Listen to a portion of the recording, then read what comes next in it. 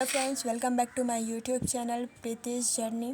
Friends, आज आपका class 11 biology का चैप्टर है कोशिका जीवन की इकाई सेल यूनिट ऑफ लाइफ।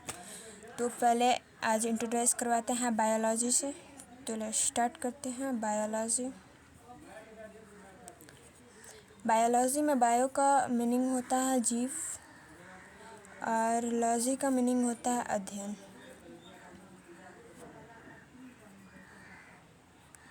मतलब बायोलॉजी का मीनिंग होता है जीवों का अध्ययन। बायोलॉजी के मेनली 2 पार्ट्स हैं, जूलॉजी एंड बॉटनी। जूलॉजी को हिंदी में जंतु विज्ञान कहते हैं। जंतु विज्ञान। और बॉटनी को हिंदी में वनस्पति विज्ञान कहते हैं।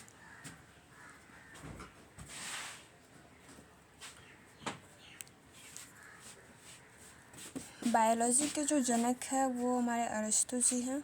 जनक अरस्तु। जूलॉजी के भी जनक अरस्तु हैं।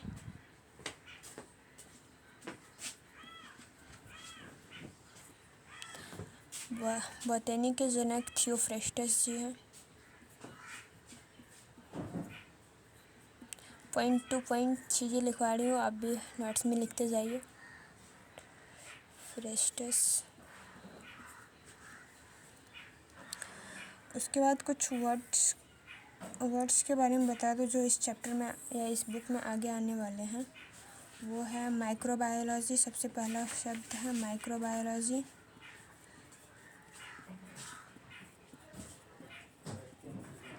माइक्रोबायोलॉजी का मतलब होता है सूक्ष्म जैविकी,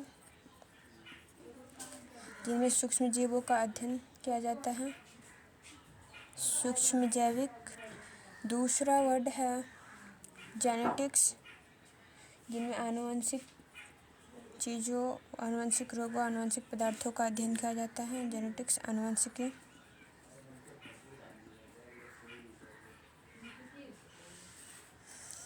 थर्ड वर्ड है बायोटेक्नोलॉजी।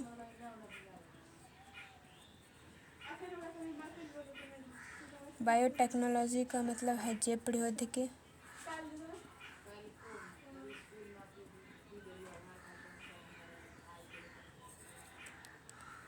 चौथा वर्ड है एनाटॉमी। एनाटॉमी का मतलब होता है आकार से संबंधित, मतलब शारीरिक।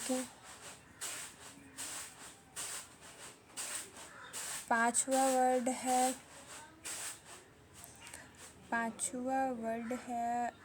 फिजियोलॉजी।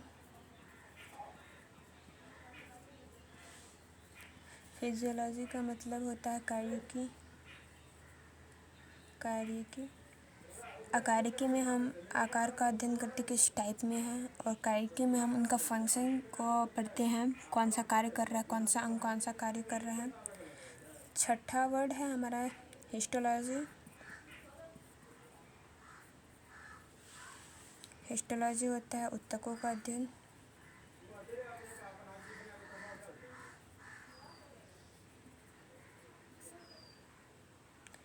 सातवां वर्ड है पैथोफिजियोलॉजी। पैथोफिजियोलॉजी का मतलब होता है रोगाणुओं का अध्ययन। तो पता है कि पैथोजन मतलब रोगाणु होते हैं, रोग कारक होते हैं। रोगाणु की कार्यकी का अध्ययन जो होता है उन्हें हम पैथोलॉजी कहते हैं। आठवां वर्ड है इम्यूनोलॉजी। IMMU। इम्यूनोलॉजी। इम्यूनोलॉजी में हम हमारी इम्यूनिटी पारिस्थितिकी तंत्र का अध्ययन करते हैं। उसके 9वां वर्ड है हमारा पैलियोंटोलॉजी।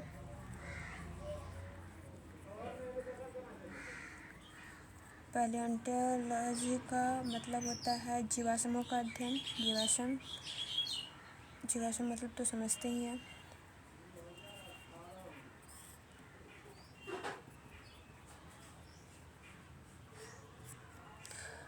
दसवां वर्ड है हमारा साइटोलॉजी,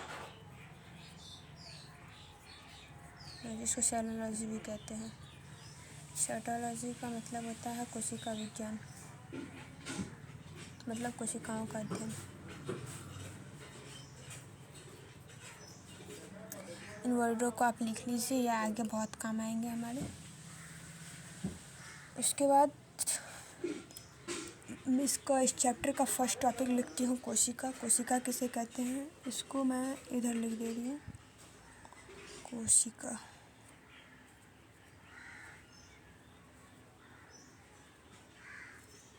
सेल। पता है कि इसका फर्स्ट पॉइंट बता देती हूँ। हमारा शरीर जो है, जो एक कोशिकीय हो, सारे कोशिका जो बहुकोशिकीय भी जो होते हैं, उनका शरीर एक कोशिकाओं से मिलकर बना होता है। एक कोशिका जिसमें रहती है उसे एक कोशिकीय जीव कहते हैं, और जिनमें ढेर सारी कोशिकाएं रहती हैं उन्हें क्या कहते हैं, बहुकोशिकीय जीव कहते हैं। तो कोशिका क्या हुई, हमारे जीवन की मूलभूत आधारभूत इकाई हुई। लिख दे रही हूँ मैं, कोशिका जीवन के आधारभूत इकाई है।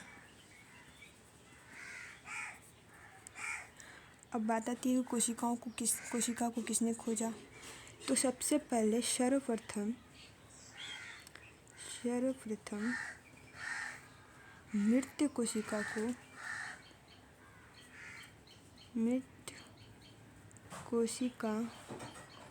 को रॉबर्ट हॉक ने 1665 में पौधों की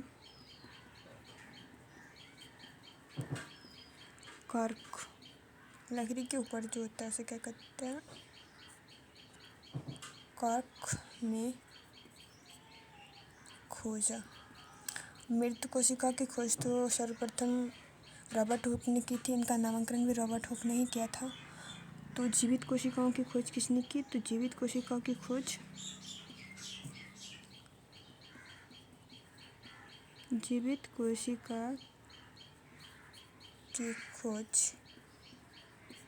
सर्वप्रथम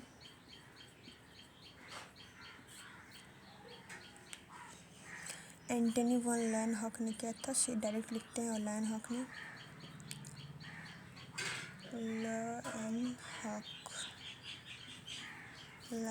ने किया था।